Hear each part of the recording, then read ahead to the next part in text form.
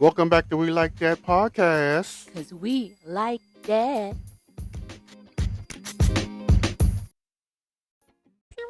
I'm Joe. I'm Calvin. And welcome back to We Like That podcast. Because we like that. How was your week? Hot. It's April. So I guess we're not going to get spring at all.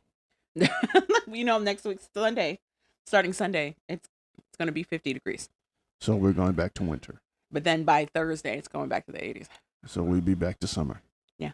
It's like I said, we're not going to get spring this year. I don't think we've ever gotten spring. I don't know. I don't care. Okay. Moving on. That happened with Joe. Who? That happened with Joe. Okay. Have you seen the Street Fighter trailer? Yes. I asked you. That's what I asked you about it. What do you think? Okay. You asked me about it when? I sent you a text about it. Oh. That was actually, what do you think? I'm sad. You know what? I don't know. I'm sad. You can be sad. I don't know. I don't like the storyline that they're giving Ryu's counterpart. What's his face? Ken.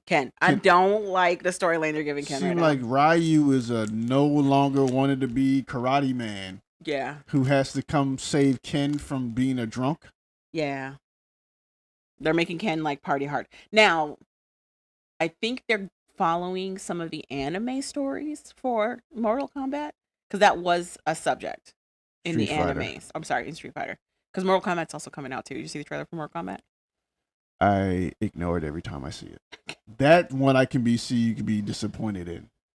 That looks worse than the Street Fighter.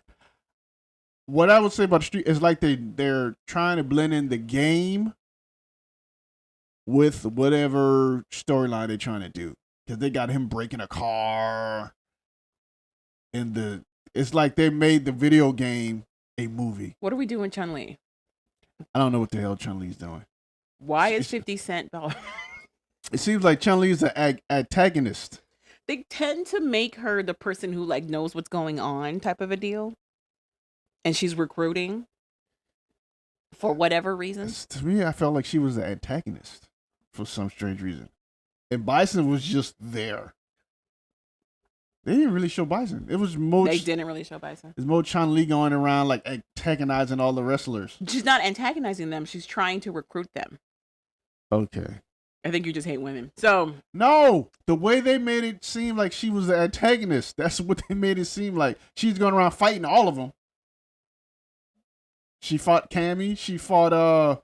Seemed like she was fighting everybody in the trailer. They only show her fighting Cammy. Who else was she fighting? Seemed like she. You just hate women. So no, anyway, seemed like she's fighting. I hate women because I say she's the antagonist.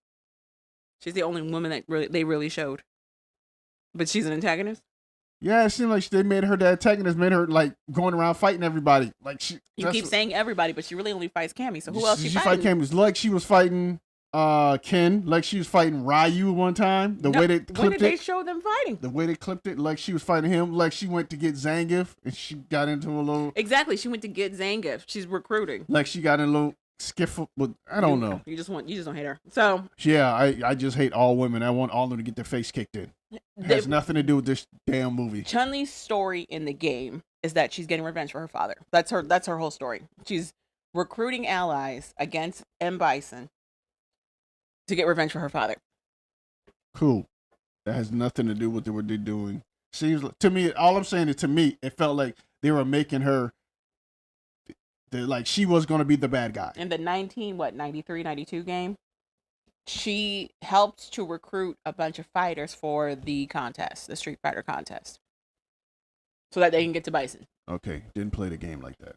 Okay, didn't know. You didn't read none of the text. No, I just played the game. Because every time I read text, I'm like, you should go home and be a family man. Did you play the home game, like the cartridge? Yeah. There was a booklet. Did you ever read the booklet? No. Okay. All I read the booklet for the moves. I ain't trying to get the whole storyline. I don't care about the damn storyline. I just want the moves. I want to know where they're going with How'd I do the juking? That's all I need to know. I thought the juking. To me, it felt like they were torn between doing an origin story and also doing like how the game is right now. Like the Roman Reigns, he plays a character that wasn't in the traditional games. I get what you're saying. Yeah. And they have him there. I'm like, okay. Okay. And then they also have Blanca. Are we going to Blanca's backstory? Probably. I don't know. So I in don't know. the Street Fighter movie we came up with, Yeah. they changed his backstory and made him be a soldier, like Guile's best friend, basically, who was being tested on, and that's how he became what We he all was. know that movie was horrible. First of all, shut your mouth. It was horrible. First of all, shut your mouth. It was horrible. First of all, shut your mouth. Okay. First of all, secondly, also shut your Jean-Claude mouth. Van Damme was the worst Guile. But Guile was based on him. It's horrible. Johnny Cage is based on him. Still horrible. doesn't mean the movie's not horrible. Raul Julia was excellent as M. Bison, first of all. He was phenomenal. Stop. First of all. Stop. Chun-Li, amazing. DJ was a fighter, didn't fight, was a computer guy all of a sudden. DJ did fight. No, he didn't. Yeah, he did. You talking about Dawson? DJ didn't fight nobody. The Jamaican, right? Yeah. Yeah, at the end. He spin kicks that dude. We finally get to see him do his move. I didn't see that. I missed that whole move. I'll make you rewatch it. It's towards the end of the movie after they escape the island because it's blowing up. And then they had the fake money. Uh-huh. I didn't see him do anything. He does a little handstand spin kick that guy. And his anger. Oh, God. Okay, whatever. But I like that they're changing Dawson's story up because in our movie, he was just an old scientist dude who didn't fight at all. And that But movie, now- And that movie still was good? Mm-hmm. Okay. Whatever. That movie was good for what it was. I liked Ken in that movie. Ken and Ryu were thieves. In that movie. Yeah. I'm not gonna be mad at you if you like. Do you don't like the trailer? Or you think it's like whatever? Mm-hmm. The trailer piqued my interest Okay. because I was not interested in this movie at all. I just wanted to know why they were hyper focusing on Ken. I really didn't want another movie about martial arts to be focused on this white guy. I really didn't. I really did not want it. And the guy who's playing him is not a martial artist. I think they use him to draw him in because he's one of the more popular characters. They don't. He's not. First of all, he's not. Secondly, Yes, they he don't is. need him to draw in. It's not like no one's ever heard of Street Fighter. No one cares about Street Fighter. Sorry to tell you that. It's just like no one cares about Mortal Kombat. Okay. So I'm more excited for Mortal Kombat than I am Street Fighter. That's sad. Well, they're expanding the story on Scorpion, and I'm excited for that. I don't. I really like his backstory. That the movie, that trailer does nothing for me. For Mortal Kombat, Mm-hmm. the Street Fighter one kind of piqued my interest. I'm not saying it's gonna be a great movie. I'm just saying it made me go, That's all. It made me go, At first I was whatever. Now I'm like, Even with Guile's hair. I'm still like, I mean, I'm excited Cody Rhodes is in it. He also can't do martial arts, so I'm very interested to know how Seems this like is gonna there's a look like. lot of wrestlers in this movie. 2. Seems like a lot. 50 Cent is Balrog. Whatever. Like I said, I'm Mortal Kombat, on the other hand, I'm like, whatever. Still whatever. That hairstyle just exacerbates all the wrinkles on his forehead. Good for him. Like I said, They actually have a real sumo wrestler who's playing Honda. still makes you go, I might be more excited if we can see that they're actually going to show their abilities. I might be more excited because there's I think it's towards the end of the trailer where they're like, Guile basically says that he saw Ryu fight or throw a fireball from his chest. They show that. They show it build up. They don't show it happening. Whatever. I'm not excited or not excited. I'm Michael Jackson is about to drop April 22nd. Same thing. Most people can't get over the fact that there's a one of Jermaine's kids is Jermaine kids. I don't want to say Jamajesty. One of his kids' names is Jamajesty. Okay. They're weird. Why wouldn't we expect that? So allegedly, they're really hoping this movie does like not only big numbers, but is like critically acclaimed. I'm interested to know what kind of story we're getting. We're gonna get the Michael Jackson story about the music and how he wanted to do his own thing. But how real are they going to get? Are we going to see the abuse with Joe? Javon, we're gonna get the same thing we get in all other movies combined that they've ever done about the Jacksons or Michael Jackson. Okay. That's what we're gonna get. Okay. Rinse and repeat. Yeah. People constantly forget that Paris Jackson is Michael Jackson's daughter. I don't understand why they think. We already know about the beatings with Joe. They show some of the beatings in American Dream. How he used to beat them all the time. I guess my question is, do you think they're going to touch on the child abuse allegations? Probably not. Mm-hmm. They just gonna say he has some legal troubles. Do you think they're going to expand on his death? Probably not. Do you think they're going to do the bits of like the viral bits where Michael Jackson was putting his kids out of the window? No. Maybe. Maybe. But I doubt it. Mm-hmm. It's going to be about the music he created and how he became a pop icon. The king of pop? Yeah. That's it. That's all they're going to do. Have you seen everybody getting excited for the red carpet premieres? No. And dressing in their finest Michael Jacksons? Good for them. Ain't so many red jackets and diamond gloves you can put on and Thriller outfits and I'm bad. Mm-hmm. Oh, the beat it. Mm-hmm. It is nobody gonna put on You Rock My World outfit. Maybe Chris Tucker might, but nobody's putting You Rock My World outfit. No, they might come dressed as Remember the Time. Maybe. Definitely. But people are practicing their dance moves to it. That's it. I really want to see the Michael Jackson movie. It's one of the few movies I probably would go to the theater to watch. Okay. I'm not saying. I'm either way. If I go see it, okay. If I don't, I'm not gonna. The world's not coming to an end. Okay. And that'll wind it down to me discovering Jordan Lucas for the first time this week. In case you don't know, Jordan Lucas is a UC Irvine volleyball player who made headlines because one of the announcers for UC Irvine made a very inflammatory statement about how he did not appreciate Jordan's quote unquote antics on the court and was surprised that he didn't get popped, which is an allegory for being punched because Jordan is openly gay. And when he plays volleyball, he's very flamboyant in his actions. Very sassy. A lot of sass. If you want to see what he does, go watch the Thailand volleyball thing. You can watch him. YouTube People thing. have made highlight reels. But you understand. It came up that like because he tends to act a little bit more femininely, quote unquote, it's a problem. But if he acted more masculine, it's not an act. It wouldn't have been a problem. It's not an act. It's not an act. It's what he's doing. Act is an action. It's not an act. Not allegory. That's who he is. Calvin said he agreed with the announcer. That it was unprofessional on the court. Once again, I don't watch volleyball, so I don't know volleyball etiquette. Every sport has like an etiquette or a thing that they frown upon, kind of, sort of. Like hockey's known for fighting, so they're gonna fight. Football's known for being aggressiveness and all that stuff. If volleyball has the same stigma of aggressiveness and they do all that stuff, then it doesn't. It doesn't have a stigma of aggressiveness at all. Okay, then that's why he.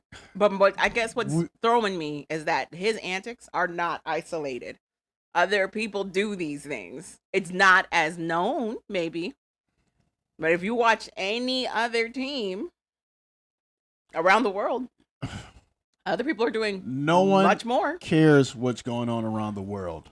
They care about what's going on in that sport in America. Are people in the volleyball in America doing those things? If anything, I think they should be grateful. Who's talking about volleyball in America? No one. Touche. This brings a new light to that sport. Touche.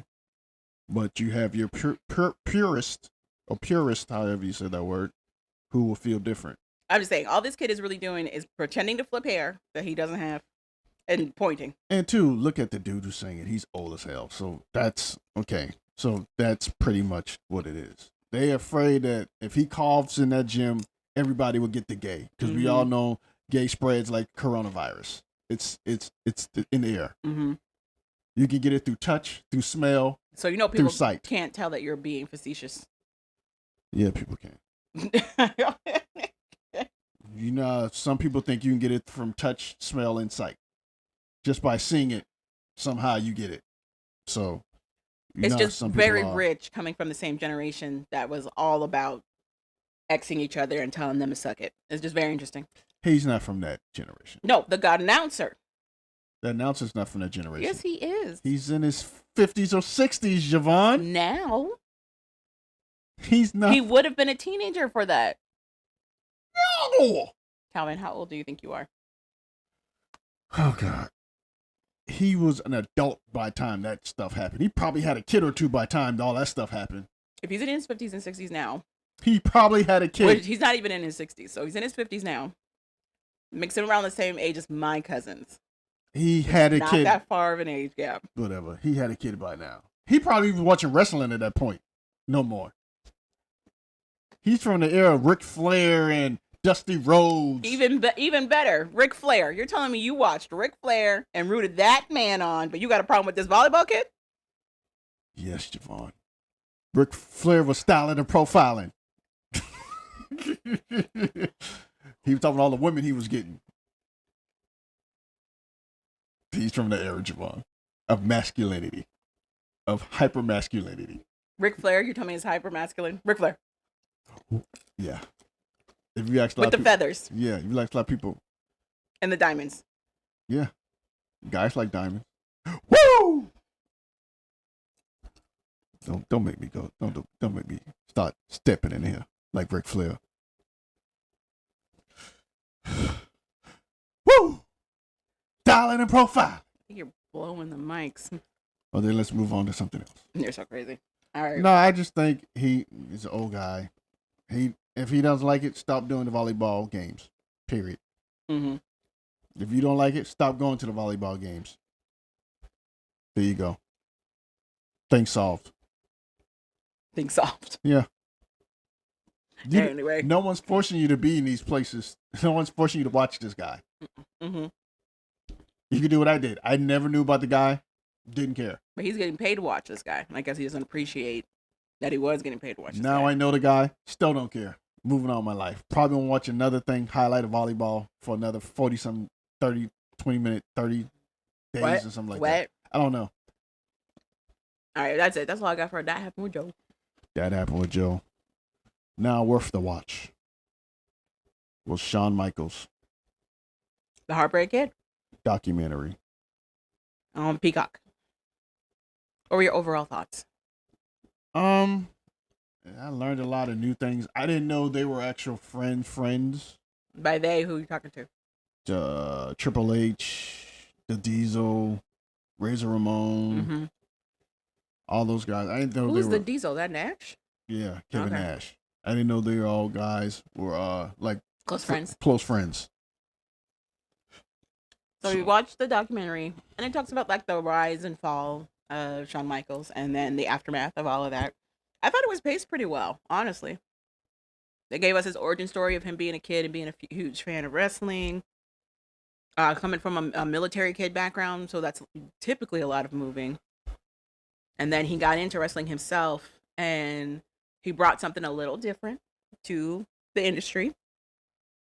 And he was kind of like, I don't want to say exploding, but he was rising really fast in that industry. He started out in a tag team. The Rock and Rollers. And then... The Rockers. And then I think at some point they went to the Midnight Express. Mm-hmm. His tag team partner used to be Marty Jannetty. And then if you follow wrestling, there used to be a little thing they used to do called Brutus the Barber Beefcake's little barbershop thing. Mm-hmm. And that's when he pretty much broke up with his tag team partner on that little skit show that they had. To make the announcement that he was going solo. Yeah. But apparently that broke a lot of barriers because it had never been done in that way. it's like WWF/WWE. That's when it was pretty much at their height. Mm-hmm. It was amazing. I remember that. Because he's the first person you saw go through a glass. Like glass, real glass. Yeah. Yeah. Yeah. If I'm not mistaken. But it also sets the tone for Shawn's character. And through doing promos, he pieces together, why not be Shawn Michaels, the Heartbreak Kid? HBK. Okay, he came out with those letters somehow. Heartbreak Kid. Mm-hmm. Him and what's he called? Oh God, I can't remember. Jimmy Hart. Mm-hmm. If you don't know Jimmy Hart, he used to be His Hulk Hogan's manager. He was Macho Man's manager. He's a lot of people's manager. Honky Tonk Man, I think too. He ends up helping him make his entrance theme music. Mm-hmm. That has become iconic, and apparently is now on Spotify. All those songs on Spotify, all of them, probably. Honestly, I'm tempted to listen to Macho Man's rap album one more time. Honestly, there's bars in there. That's have nothing to do. There's bars in there. That has nothing to do with Shawn Michaels. But still, it's there. But it was hilarious. Hulk Hogan, you're going to get down, Hulk Hogan. Talk about Elizabeth got me frown. I'm like, what? There's bars in it. Are we talking about? Anywho. It was sold on commercials on the 99-cent CD magazine that you can get. Did you know he had a shoe? No. Macho Man had a sneaker that they were trying to push. Apparently, it never made it off of the floor. But there's like one pair that's out there. Because it was a mock of Allen Iverson's shoe. Pretty much a replica of my Allen Iverson shoes. But anywho, back to the Heartbreak Kid.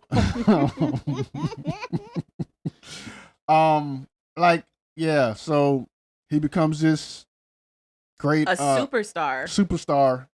Single superstar. The crowd loves him. He's selling that he's a Heartbreak Kid. Pretty much, he's like a baby face. That's how he starts. He's a I thought he started as a heel. He started in the tag team as a baby face. And they had the looks. But when he broke up, he's kind of a baby face heel. You're saying in between? Yeah. Okay. He's in between. Okay. He either loved him or hated him. He's in between. And like she said, his pretty much took off. Career took off at that point. His athletic ability really amazed a lot of people, and it made working with him super easy. And he ends up really creating those close friendships with Kevin Nash, Razor Ramon. I forgot what this man's real name is. Because to me, it seems like it. I don't remember his name. Because it seems, I think he was made to be in a clique. So on the tag team. No, they call it the clique. Is that what they call them off screen, like in the locker rooms, or is that what they call them on screen? Off screen, in the locker room, they call it the clique. So the clique consisted of Kevin Nash, the guy who was Razor Ramon, Hunter. What's his full wrestling name? Hunter Hearst Helmsley. That one, him, and Triple H, and then one more guy. X-Pac or 1-2-3 Kid. Yeah. Who turns into X-Pac at some point. Him. And I think China was kind of around. Yeah, because she was dating Hunter at that time too. So in China, then Kevin Nash, you know the story. Kevin Nash and Razor Ramon, and I want to say X-Pac. Yeah. All go to WCW. WCW. And I didn't realize that it hurt Shawn that much. It really hurts Shawn's Michael's feelings that his friends are leaving. He feels like he's finally gotten to this really good place in his career, and he was excited to like face off against them. And to him, they were now leaving him in the dust to go to WCW. And because he was a champion, he's like, yo, by God, y'all gives me my best matches. We can use each other to get to the next level. So they leave. We get the Monday Night Wars between WCW and WWF at the time /WWE. Then this is when they start to form. They see what they're doing over there, being kind of vulgar, getting away with stuff, pushing the envelope. So they decide to do the same thing at WF. That's when they decide to create the Generation X, DX. So you're talking about Hunter and Shawn Michaels. Yes. Because at WCW they created a group NWO. too. It's called NWO. So Kevin Nash, Hulk Hogan, who comes to Hollywood Hulk Hogan, Macho Man 2, Kevin Nash, Pac. and X-Pac, but it's mainly Razor Ramon, Kevin Nash, and Hulk Hogan. They start the New World Order NWO. It takes off. So so you have New World Order, and then you have DX. Heartbreak Kid.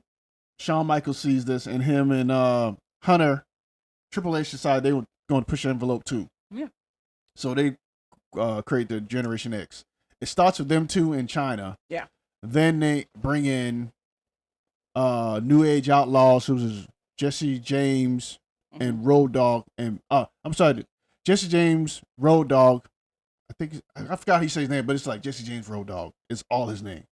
Then you have Badass. That's Billy the guy Guns. who can really talk too, right? Yeah. He makes everything rhyme. Yeah. Okay. Badass, Mr. Badass, Billy Guns, and then at some point, 1, 2, 3 Kid comes back, and he comes back as X-Pac.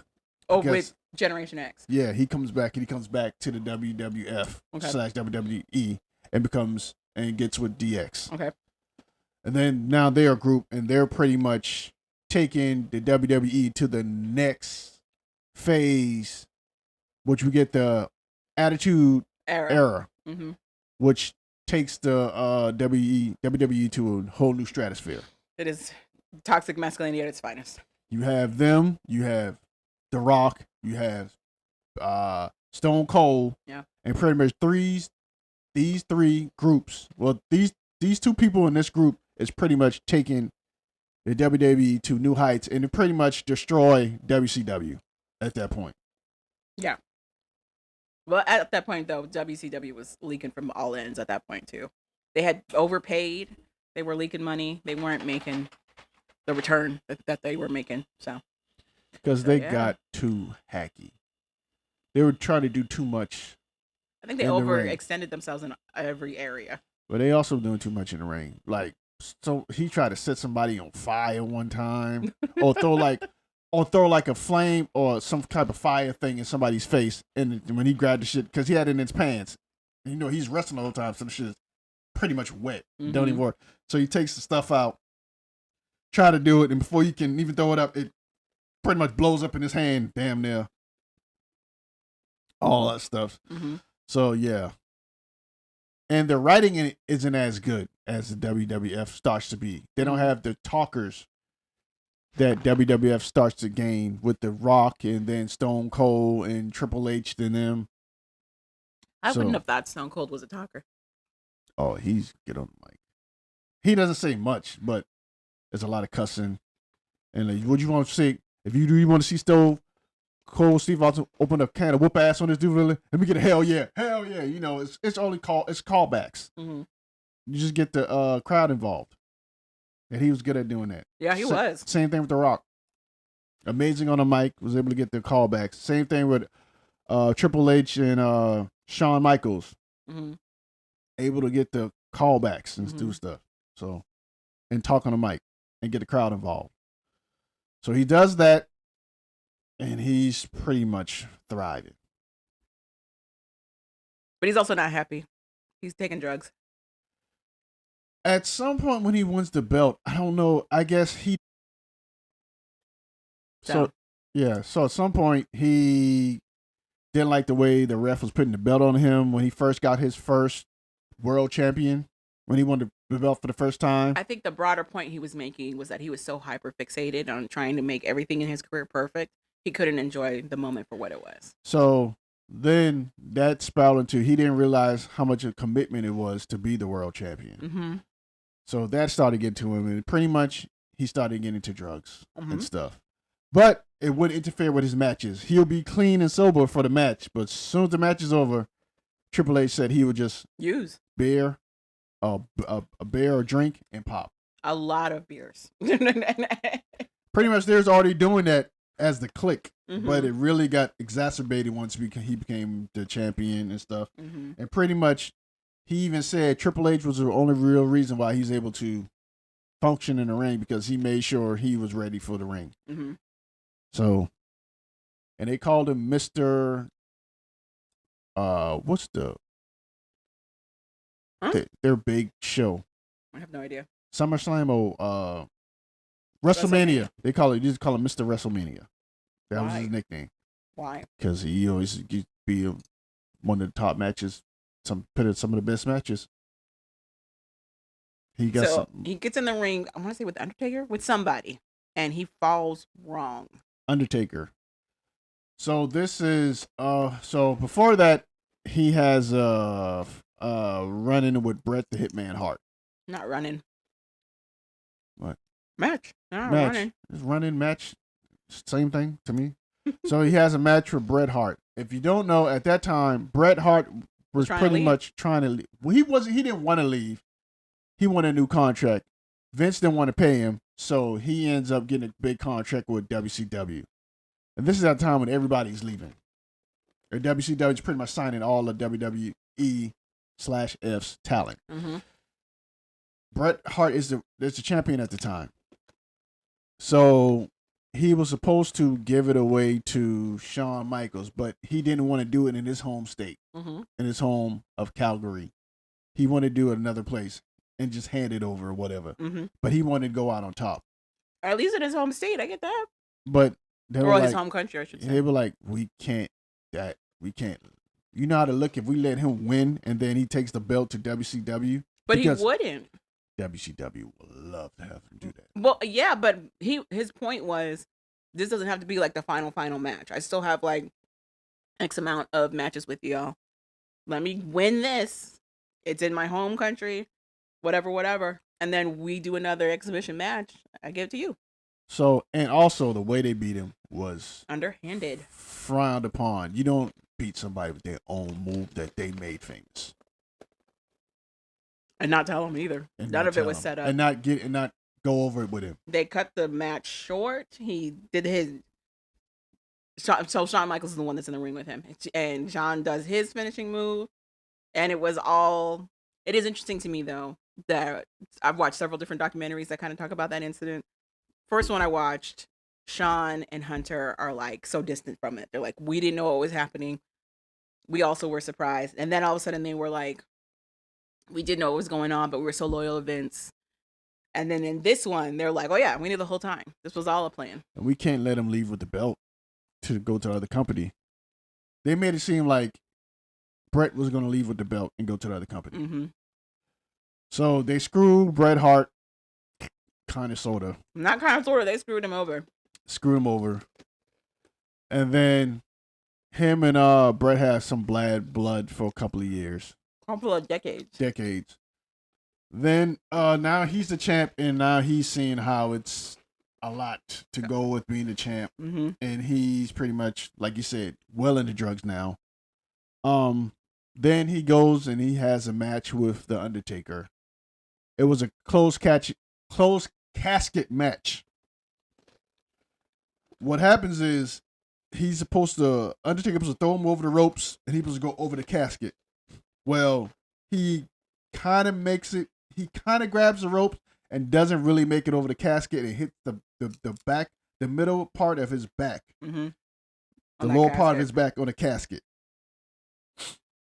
And at the time, he didn't know, but he pretty much exploded one of his vertebrae when he did that. One of his discs. His disc. Vertebrae. Disc. We only have one vertebrae, so just so you know that. All you need to know is his back got jacked up at the time. Hard. So he finished the match and then realizes, oh, my back is really jacked up. Mm-hmm. They pretty much tell him his back is jacked up. Does he take a break? Yeah, he's forced to take a break because he wasn't cleared by their doctor. He's forced to take the break. So he takes a break. He's on painkillers all the time. He comes back. Well, he goes and sees what his life would be like without being in wrestling for a little bit. He can't take it. He comes back. He gets surgery and comes back. He comes back, and this time he pretty much, in another match, he hurts his knee, mm-hmm. tears his meniscus, and they tell him like his career is over. Mm-hmm. Most people don't come back. He retires, does some other stuff, and then he's told you can wear a brace and just do rehab, and you can still wrestle. So he comes right back. Mm-hmm. Does that, and eventually he retires. But he retires after he retires Rick. No, he retired before then. Oh, then he comes back after his retirement? Yeah. Okay. He comes back. He retires. He does like a wilderness show, some type of show. Okay. Outdoor show on the Outdoors channel. He does that. He does some other stuff. He was doing Friday night lights type he was a news anchor. For I guess his local town. Mm-hmm. And he pretty much go to the high school games and talk to the kids or talk to the band or talk to the team or whatever and do his little segment he had. Something happens and they talk to him about coming back and doing one more fight. He comes back and does the fight with Triple H.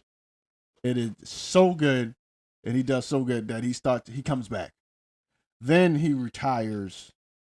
He does a fight where he retired Ric Flair, which was funny as hell. Mm-hmm. Ric Flair was 30 years past his prime. He should have retired 60 years ago. He's still out there with his forehead, wrinkled nipples out there, cutting his forehead up, stole them little tidy whities or tidy blues he used to wear. Mm-hmm. Out there, couldn't even scream him up. Trying to do his woo. Out there trying to do his styling profiling, doing his little thing, catching heart attacks the whole time he doing it, looking like he about to pass out. So him and Ric Flair have Ric Flair's final fight to see if he retires. If Ric Flair wins, I guess he keeps fighting. If he loses, he retires. So you see Shawn said, "I'm sorry," and gives him a super kick for the second time, takes him out, and that pretty much. Then he kisses him on the forehead after he pins him. It was kind of weird. No, it's like legacy, like him saying goodbye to his mentor and the person that he idolized. It wasn't weird. You're just homophobic. Whatever. But I thought he got with that Nitro girl at that point. Yeah, at some point, yeah. So between that point, yeah, he got with the Nitro girl. So he took a long break, extended break from WWE before the whole Ric Flair stuff and him coming back. Yes. And found God. Yes. Settled down with the Nitro girl. Had children's.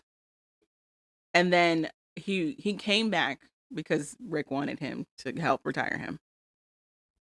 So he started doing other matches, and then he did the Ric Flair match, and then he eventually did a couple of matches with the Undertaker. But he also wanted his kids to see him in action. Yeah. So then he finally does his final WrestleMania fight with Undertaker. They try to break the Undertaker streak, and he doesn't do it, and that's pretty much his last. That's not his last. Then he also retires Undertaker. When did he retire? They showed that. Oh. He comes back to retire Undertaker. So he does that. Then he walks away from the business for a little bit. And then somehow he's in Orlando on vacation. No, he went to go visit his wife's family. She's out that way. They're on vacation. Yeah, they're on vacation out that way. Okay, and they're he said somehow. That's why he's in Orlando. Okay, they're in Orlando on vacation, visiting his wife's family. Somehow Triple H talks him into coming to the, I guess, the site studio where they train wrestlers, just to come put his head in. He comes in there, and is not recognized at first. And then finally, people finds out who he is. He's in there, and he gets the itch. He starts pretty much kind of coaching up, telling him, "Hey, do this, try this." Next thing you know, he's pretty much behind the scenes. And next thing you know, after that, he's running NXT. Yeah. And running NXT well. He's finding a lot of talent. He's helping to nurse that talent and grow that talent. And a lot of them go main roster. Triple H ends up getting a heart issue, having heart issues. And then he pretty much takes over NXT. No. Triple H does not take over NXT. Triple H is having heart problems. And Shawn Michaels comes in and pretty much helps out with NXT and runs it until Triple H is better. Triple H gets better. He sees him that Shawn Michaels doing amazing at NXT. He pretty much tells him just run it. And that's how Shawn Michaels ended up running NXT altogether. So, and that's pretty much his career.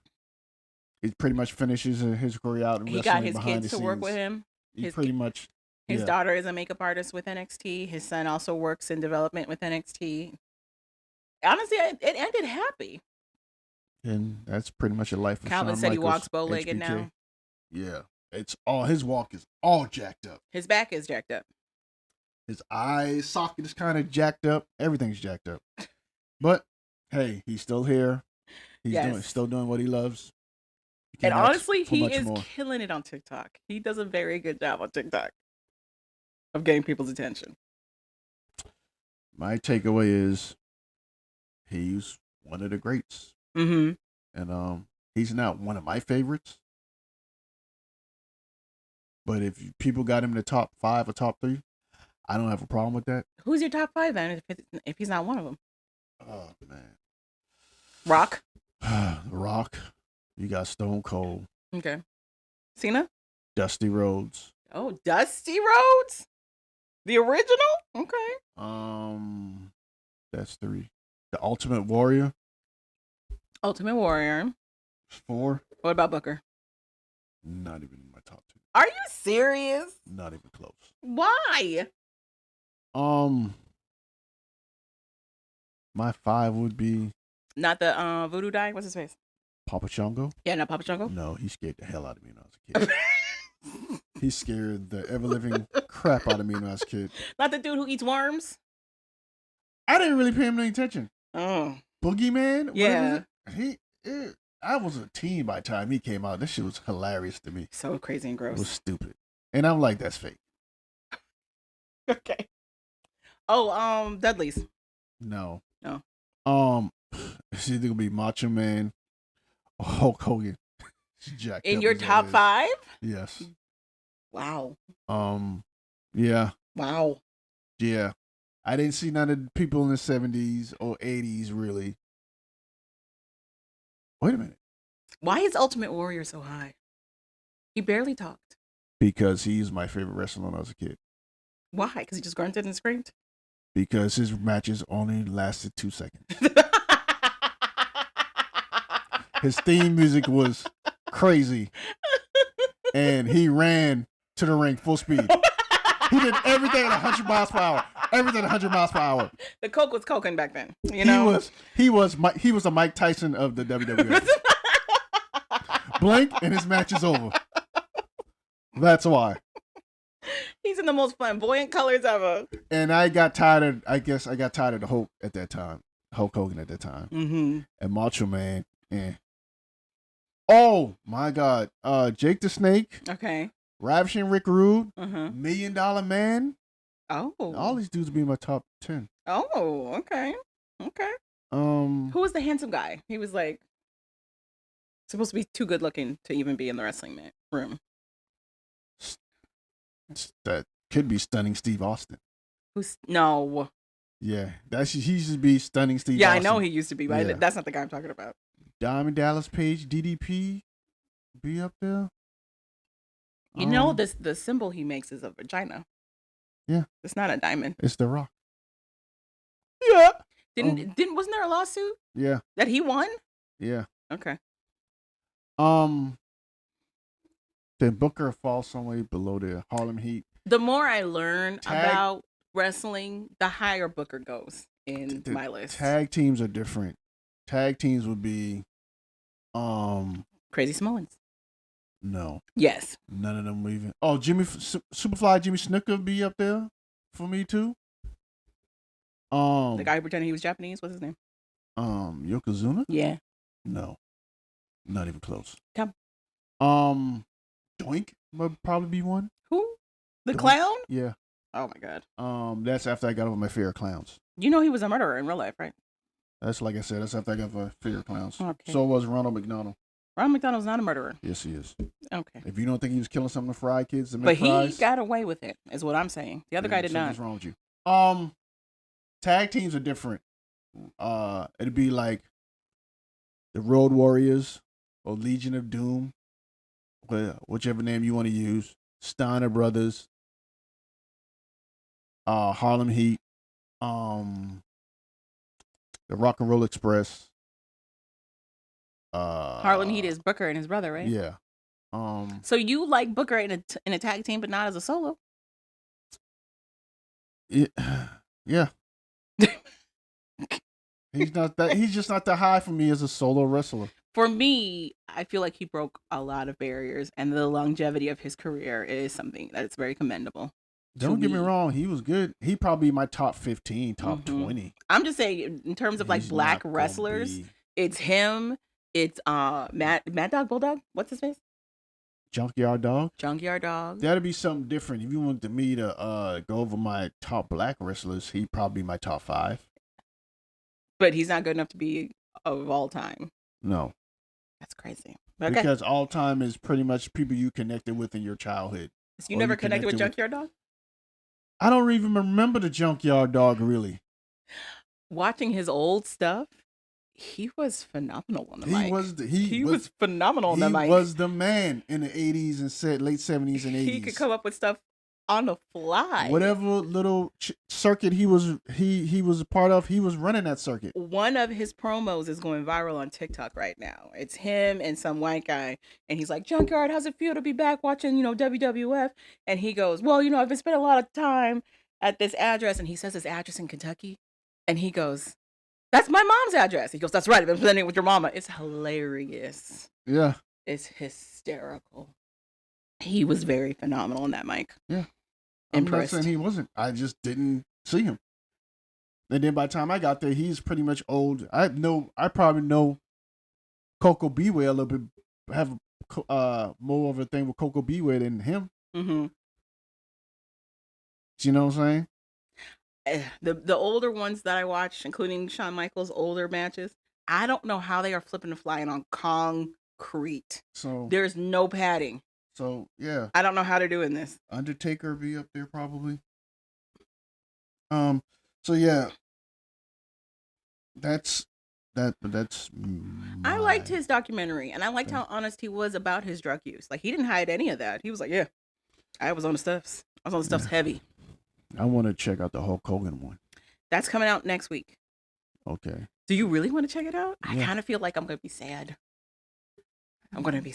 Guess what? You're gonna be disappointed. I loved Hulk Hogan. I'm not even gonna lie.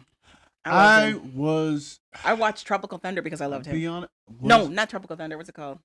The show he had, Thunder something. I didn't watch any of that. I bought the DVD. I didn't watch any of that crap. Thunder in Paradise. No. Me and my siblings loved that show. No. We watched it religiously. We watched the movies. That show was trash. It started out as a TV movie, and then it became a TV show.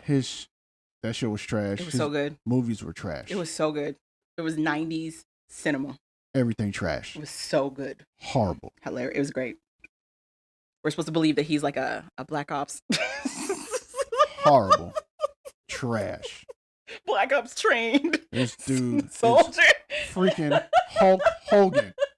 How is he gonna go undercover doing anything? He's Hulk freaking Hogan. All his stealth stuff, he's ginormous. He's a ginormous person, and he's supposed to be like super stealthy. Big white guy who can't blend in.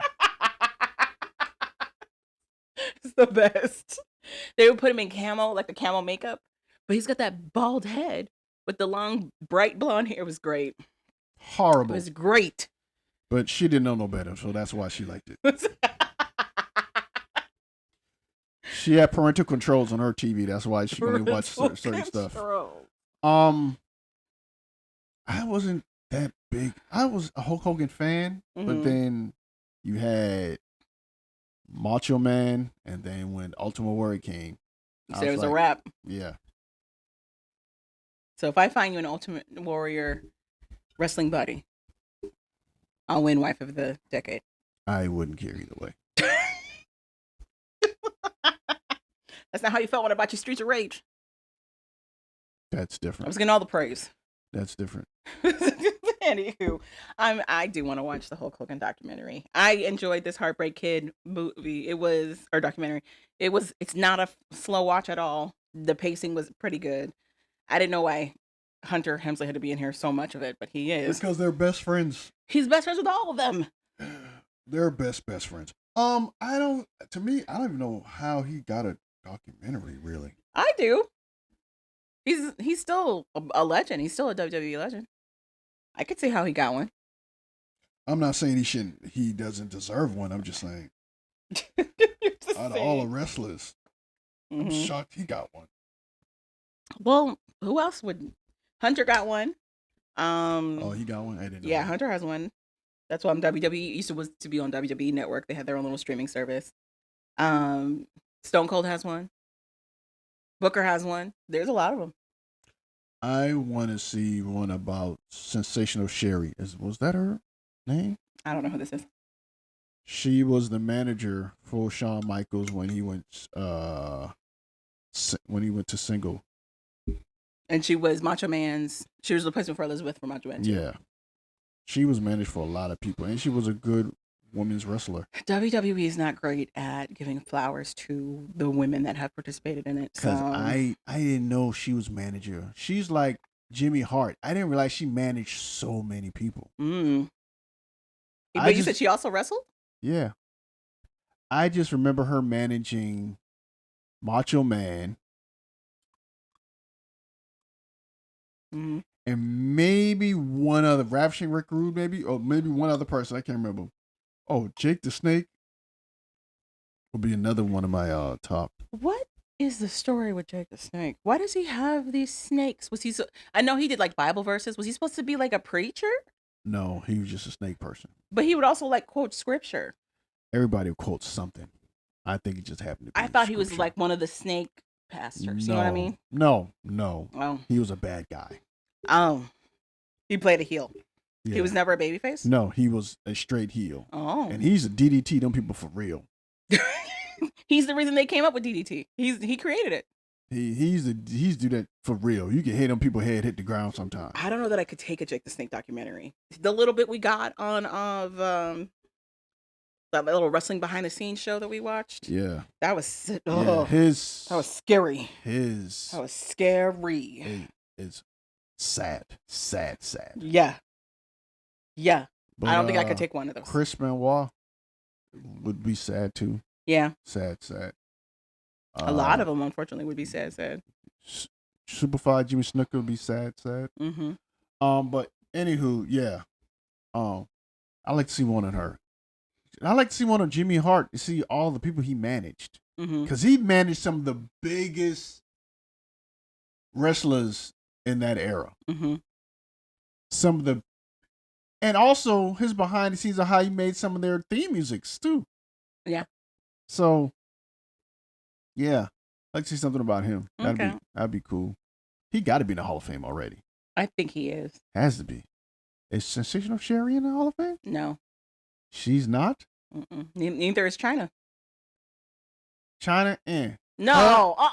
China in. Uh-uh. Sensational Sherry, that's a travesty. That's a travesty. China's a travesty. That's a travesty. They're gonna put DX in there in the Hall of Fame, but not China by herself. That's a travesty.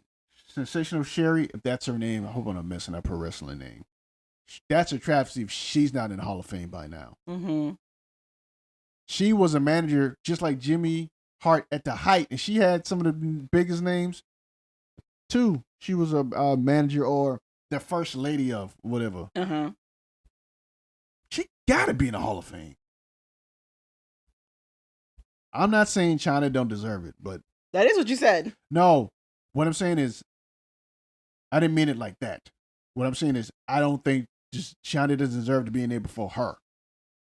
Yeah, that's her. Yeah.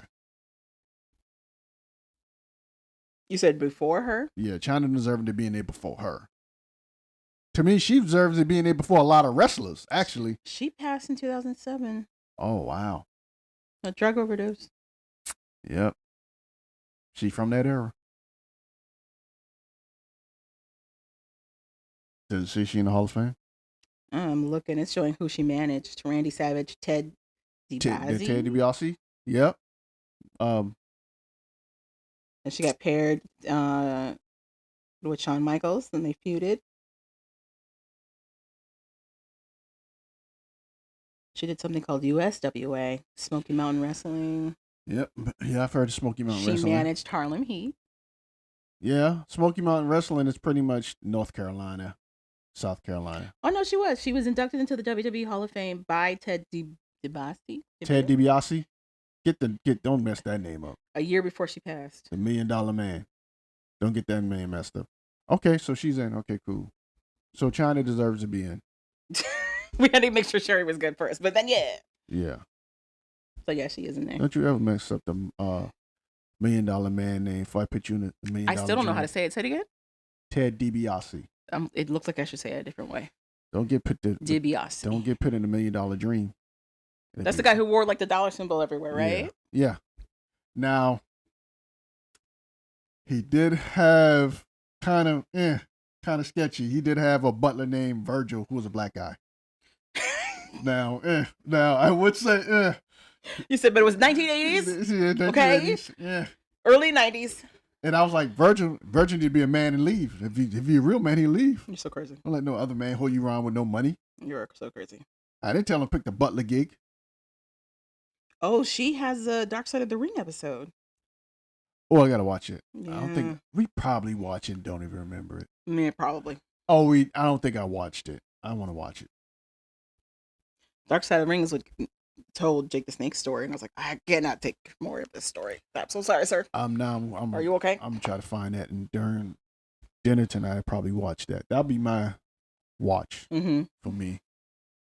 Anyway, yeah, that's the Heartbreak Kid. Shawn Michaels, the Heartbreak, the documentary. It was a good watch. All right, I'll just go over what happened. Ouch! What happened in 90 Day Fiancé? 90 Day Fiancé before the 90 days. Rick and Trisha. Rick is a piece of crap. Yeah, they broke up.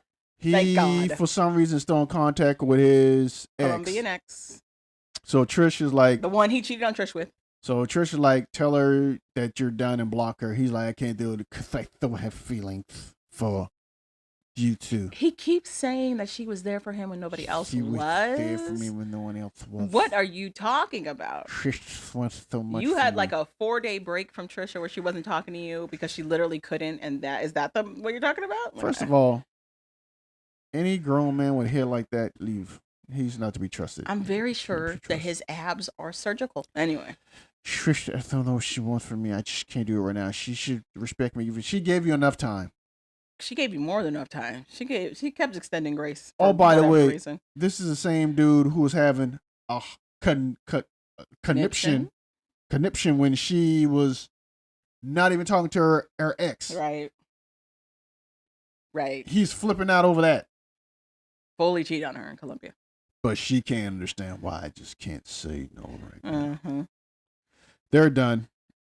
Glad to hear it. Glad to see it. Stig and Aviva.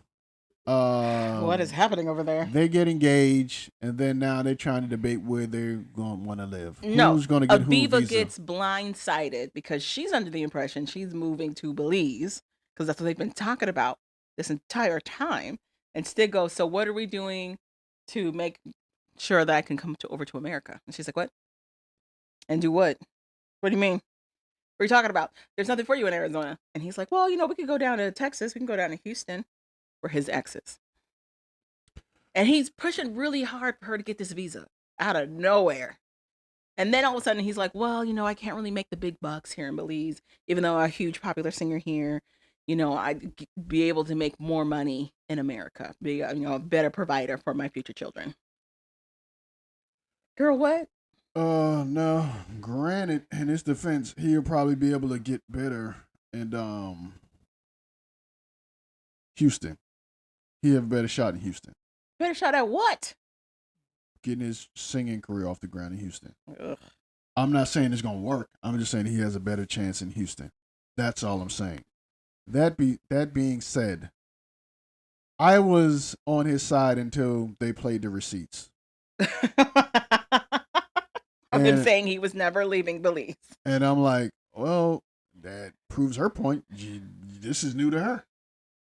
So they go back and forth. I guess they make a decision that he's going to move to the States. They did not make the decision. He made that decision. And she was like, okay. Well, it doesn't matter. They came to the decision that it's okay. Doesn't matter how you get there, as long as you get there. So he pretty much talked her into it, and they're good to go. We don't see Lisa and Daniel, but we get a sneak peek into next week's episode, which will be episode, I want to say, the last uh 12 or 13 or 14, 13 or 14. Could be more than that. Could be 18. Um uh it's a lot going on. Pretty much he's not returning her calls or not answering on her calls. And I'll leave it at that. Lise and Joshua. So Lise comes out with this let's do this little fun thing, but she does no background Say what the fun thing is first. ab Sailing. sailing. She wants the abseil. She doesn't do any research or background investigation to what it is. She said, I heard abs, I heard sail. Sounded great.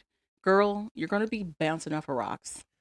So she gets there and finds out she's be sliding up and down rocks and diving into little Pools of cold water. Natural water, yeah.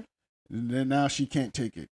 I don't know where it flipped. Like, you could see her being overwhelmed growing.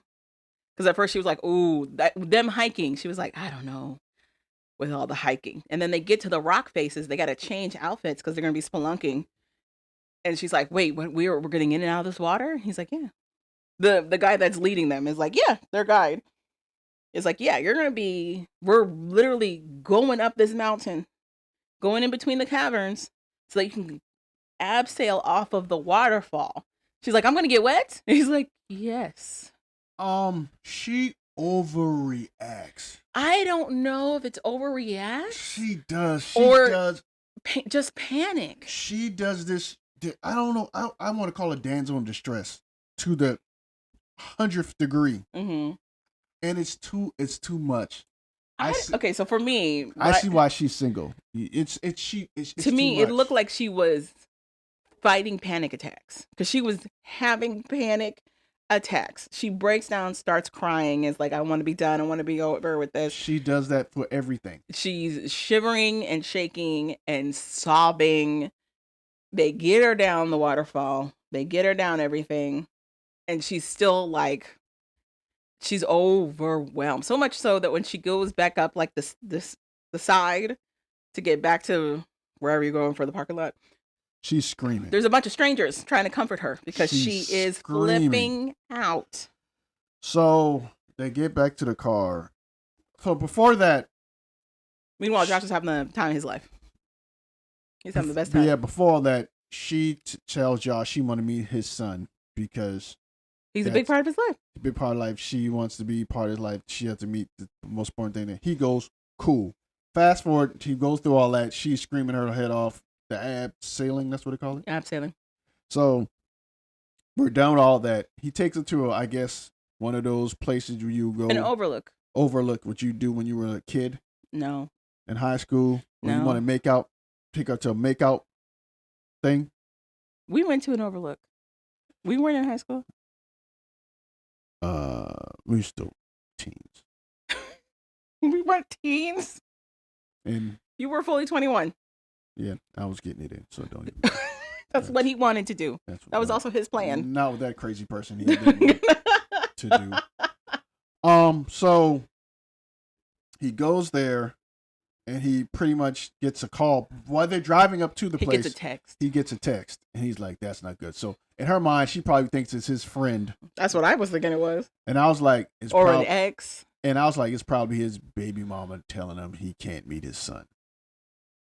And turns out, and it was his baby mama texting him, telling him, no, she don't. I guess she doesn't want him to whatever. I can't fault her for saying no to introducing this woman he has not known that long into their son's life. I can't fault her. So he tells Elise.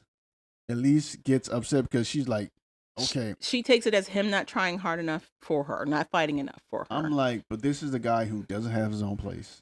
He's a hobo. But that's okay.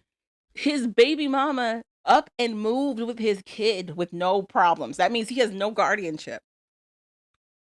And she says no. What is he supposed to do? Right. And he wants to maintain a working relationship with this lady so he can see his son. What is he supposed to do? I'm not going to destroy that for you who might not be in my life. Also, let's go back. He tells her he loves her. Well, he told her that after he told her the whole bad news about the son. And then she says, I like you. She feels he's saying it as like a Band-Aid for everything else that has happened on her trip. honestly, he can't win for losing. It doesn't matter what this poor man does. It's going to be wrong. Exactly. That's what I said from the jump. Mm-hmm. No matter what he does, no matter what he says, no matter how much. But also, he's not doing right. So there's also that. Not telling her he's living with his girl best friend this whole time. But it doesn't. Not really tell the truth about the incident that almost cost him his job and how related to that best friend. And not standing up for Elise in front of that same best friend. Like, knowing what I know now, I understand why. Because you're not going to win anyway. Because she wants to self-destruct anyway. So just let her. You're not going to win. So, okay. So here's my thing. I understand you want to take Josh's side and you don't really think he did anything Actually, wrong. I don't want to take Josh's side at all. Uh-huh. I don't care. Sure. But it doesn't matter what he does. I agree. It doesn't matter. At least it's going to find a fault in almost everything. Yeah. So to me, he could have been perfect. But I guess my thing is he's not. So there's also that. And my thing is, it doesn't matter. I think it does a little. No, it doesn't. I think it does a little. Her own parents say you self-sabotage all the time. They didn't say that at all. Yeah, they did. They said self-sabotage? Yeah. They say you're always looking for the worst. That's not the same as self-sabotage. Yeah. To me, it is.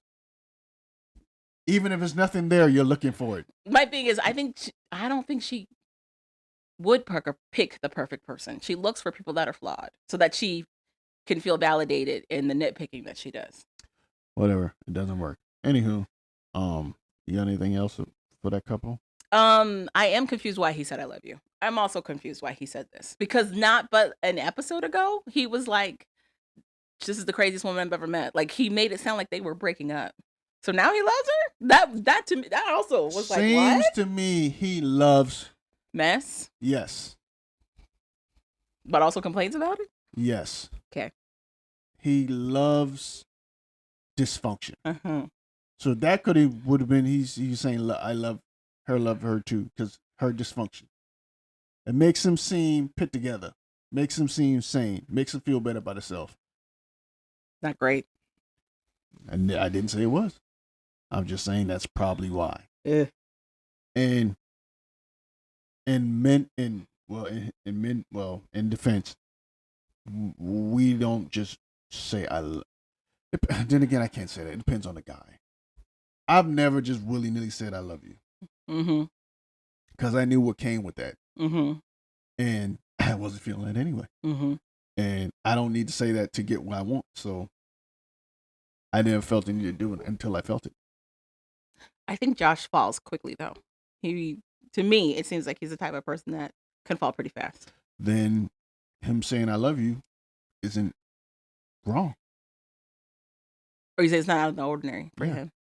If that's what he's feeling. It's just surprising to me because they literally just had that fight about her behavior in front of his friend. And now he's like, I love you. I don't think he cares. I think that the fact that she came and apologized and she made strides, he saw that as a win. Okay. And I think he's accepted the fact that she's a lot, too. Mm-hmm. So, moving on to Forrest and Sheena. Pretty much Forrest tells his mom he wants to move to the Philippines. She says, you're crazy. And then he changes his mind and said he's going back home. That's exactly what happens. That's pretty much what it is. Sheena excuses herself, and comes back. And like, I don't understand why this Michelin tire looking woman. Who? The Michelin man. Are you talking about Molly or are you talking about Sheena? No, Molly. Okay. She looks like the Michelin man. Oh, okay. I would be so happy that my son found somebody who would take care of him. Yeah. But she likes control. She's been on Sheena's back from the get-go. But whatever, he'll be single shortly. So anywho, no, they're still together. Whatever. But so that's where we ended there. He decides to go back home. They're back to their original plan of Sheena sending him money and him working so that they can get this visa for her sooner. It's a problem if he leaves the U.S. to live with Sheena because then all of a sudden he's abandoning his family. But it's fine if Sheena abandons hers. So that's where we left that.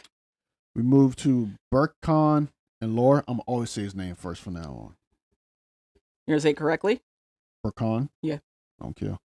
I just don't say his name first. I'm going to say it first. Burkhan, because he's a player. He's a player pimp. or he's a pimp? He's both. A player and a pimp. Burkhan is hilarious. He's hysterical. He's smart. He slides a fox. I don't even know like a ninja. If it's that. So I don't even know that he is. Laura calls after they have Michael lets it be known that she moved in on him and he told her no. And so she calls Burke Khan to be like, "Are we gonna talk?" He's like, "No, we're not gonna talk. You should stay at a hotel tonight." Which is wild because she paid for the Airbnb that they are staying and she says, "Okay." And then he kicked her out of her own housing. And Burkhan goes, "I wanted her to stay alone, so she know how it is without being without me." He was like, "Let her pride give her warmth." I said, "What?" Let her pride give her warmth. Gangsta. I'm like, did this fool to let her pride give her warmth? I'm like, pride don't warm me up. I don't want my pride. It don't keep you warm. I know that much. Pride do a lot of things, but it don't keep you warm. That's gangster. Only a mental ninja would say something like Insane. That. Insane. What that is. He think on a level of a female that even a female can't think on. He think on a level of a female. Let's not get crazy. Get crazy. Let her pride keep her warm. She'll come back. They always do. Hysterical. So. But she did. She goes back. She comes back with food. And a peace offering. He goes, talk. But basically they hash it out where like he stresses the point that he did not like that she wasn't fully transparent about her relationship with Michael. And he's fine with them being friends, but not being like the type of friends they have been where they're like super involved in each other's lives. So that's where they kind of left that standing. They'd make out, which is what she wanted. And that's how it ends.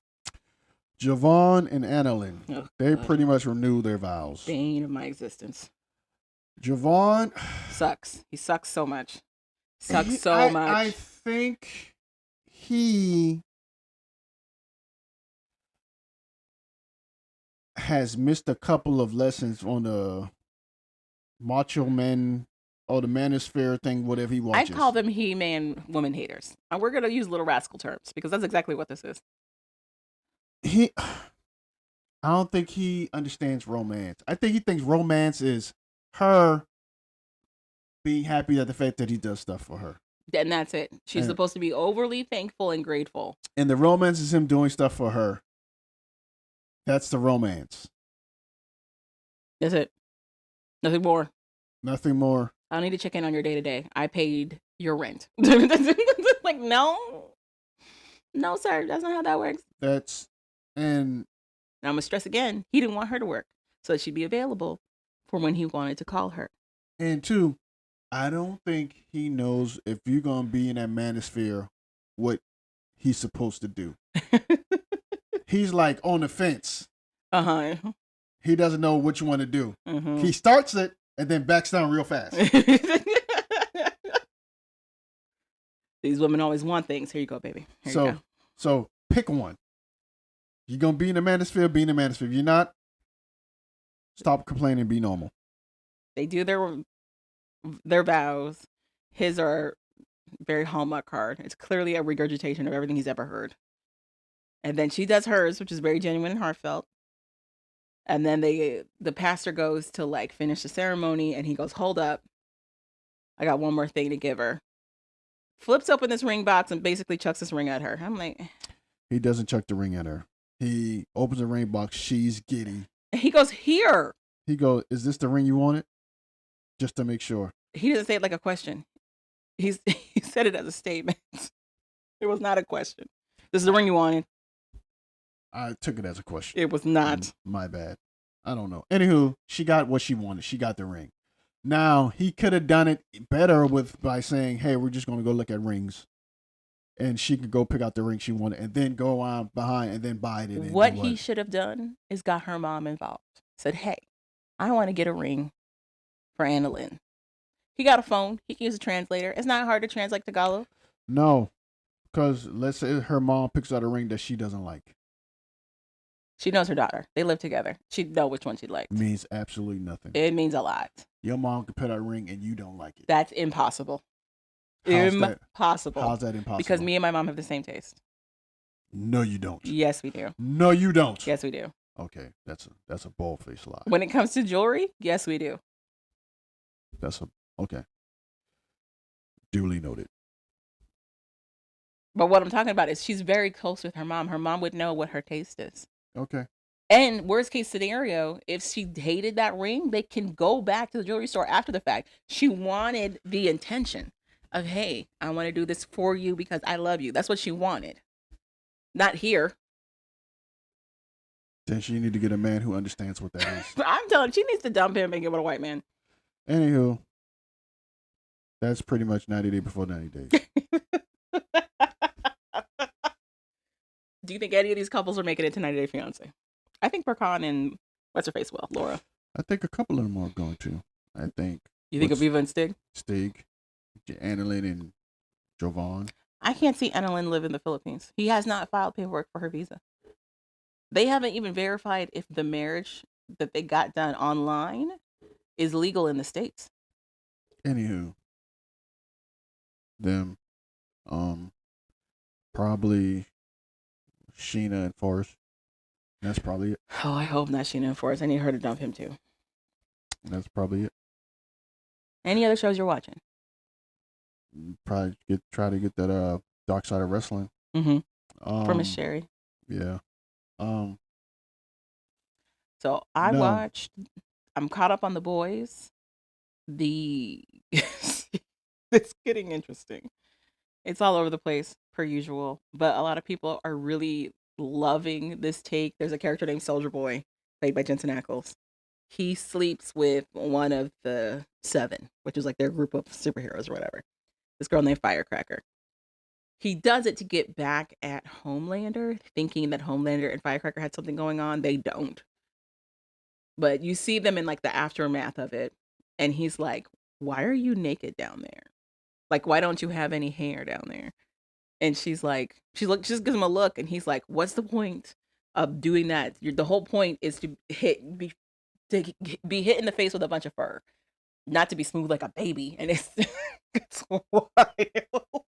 It's wild. It's hilarious. But the storyline itself, they're introducing the first version of Compound V, which is what gave everybody their superpowers, and how that very first version, while insanely volatile, one of the side effects is like almost immortality. You stop aging. And Homelander is dead set on it. Homelander's now getting visions of angels telling him that he's the next Jesus, and he needs to smite those in his path who would stop him from being the savior of the world. It's wild. Wild. And interesting. I'm really enjoying it. I'm also watching Beyond the Villa. Remember when I made you watch Love Island? Whatever, sure. It's the aftermath of that. It is boring. So, but I'm going to finish it. They're trying to give you like what's happening with them now. Not a whole lot. A lot of cheating happened. A lot of breakups have happened. But there is also like there's a bunch of these guys who are like they were caught up in quote unquote cheating scandals because they were out in the club doing stuff, being the most with other women in these clubs. But they maintained that they weren't cheating. And it made me wonder, what is the definition of cheating for guys? Clearly, it's not the same as what women view to be cheating. So what would be your take? Do you think being out in the club, flirting up with women, getting them all liquored up and flirting, would you think that's cheating, or that's just them having a night out? I wouldn't care. At the end of the day, who are you going home to? Okay, so most women define cheating as something that would harm their partner. Like whatever that behavior is, if it hurts your partner, that's cheating. So that's where you get terms like emotional cheating. We don't listen to what women believe is cheating. That doesn't make sense. It does. How? We have our own terms of what we think is cheating. Okay, you're not. And of course, it's cheating to us. That's it. That's what I think it is for most men. Just sex. Anything else, if I'm making out with this girl, if we're fully dry humping on the dance floor, it doesn't count because it's not sex and therefore not cheating. As long as I'm not putting my penis where it doesn't belong, I'm not cheating. So making out is fine. I'm not making out neither. I know there's a thin line between love and hate. Uh-huh. I don't make out with women I don't know. You just make out with women you do know? That's good to know. Yes. Calvin. Meaning the woman I come home to is the only woman I make out with. But I also feel like I think it takes time to understand where your partner's at with all that stuff. Like what would hurt them, what wouldn't hurt them. But I don't think they care to know. So a lot of that is happening. They're showing how TJ and Iris are getting together. They made such a big deal about these two becoming boyfriend and girlfriend. He rents a 60s like drop top car, takes her out to like her dream date. They drive on PCH. I don't know why driving down PCH is part of her dream date, but it is. PCH, by the way, is Pacific Coast Highway. It's scenic, but that is it. Anyway, so they go down, they go to an overlook, and it's a full to-do. He's got balloons and a picnic, and he's like, will you be my girlfriend? This is insane. People were boyfriend and girlfriend so quickly in my day. We did not do all of this. This was saved for like a proposal of marriage. So whatever. But now apparently this generation views that step as akin to a proposal to marriage, which doesn't make sense to me. What? Being boyfriend and girlfriend is a huge deal to the younger generation. A huge deal. And I don't understand why. I don't get it. For them, you have meetups, which is like you guys catch drinks and talk a little bit. That's it. You can sleep with this person during this entire time, but that's just meetup. That's linking up. Then you have dating. You're still not exclusively just dating that person. You could be dating other people. It's still pretty casual, but now it's dating. Then you have situationship, where it's a little more than just dating, but not quite a relationship apparently, and still not necessarily exclusive. Then you have exclusive, which is higher than a situationship, but still just dating, but no longer dating other people. Now it's just the two people. And then you have boyfriend and girlfriend.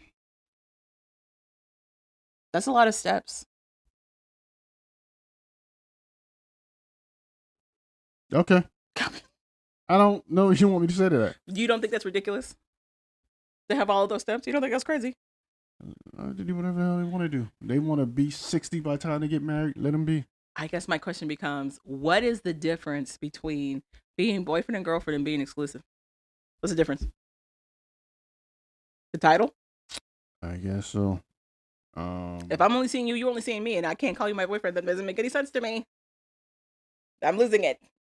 Or why does now having the title boyfriend, girlfriend make it that much more of a relationship when we were exclusive?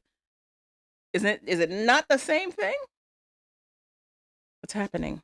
Confusion. I don't know what you want me to say to you. Confusion. I get really lost with what the dating norms are for this new generation. Why do you care? You're not in it. I'm not in it. But every so often people will ask me, like, what were the steps I took to get married? How did I know I had the one? And I'm over here like, I didn't. I just did stuff. Hope for the best. Like, that's really what we did. Okay. Then tell them that and move on. I don't know what the hell you're so worried about it for work that for. I'm not worried about it. It just drives me crazy. It drives me absolutely insane. People don't like taking risk anymore. People like it might go I don't understand how these are mitigated risks by taking it this many steps. How does it make it less hurtful if that doesn't work out? I don't think it does. You and I know that's stupid. So, whatever. But I've been watching that. So I've been watching Beyond the Villa, and I've been watching The Boys, and it's been a fun time. It's been a fun ride. And you got a finishing lyric for us? Baby here with a woman eyes, I can feel you watching in the night, all alone with me, waiting for the sunlight. When I feel cold, you warm me. When I can't feel like the warm, you come and hold me. Is you and me forever? I did not know what the song was. Say it, smile. Ooh. Smile a while for me, Sarah. Ooh. Hall & Oates. I thought you were going to finish with Heartbreak Kids classic. That's what I thought you were going to finish with. I don't know. I have no idea what the lyrics are. They think I'm cute. They call me sexy. Okay. I got the looks Okay. that makes the girls. Sexy You boy. know this. Sexy boy. Ha, ha, ha. Sexy boy. Then why did you just finish the stupid lyric you want to finish with? Maybe go through all this rigmarole, the finest goddamn lyrics and I sing didn't it. make you do that at all.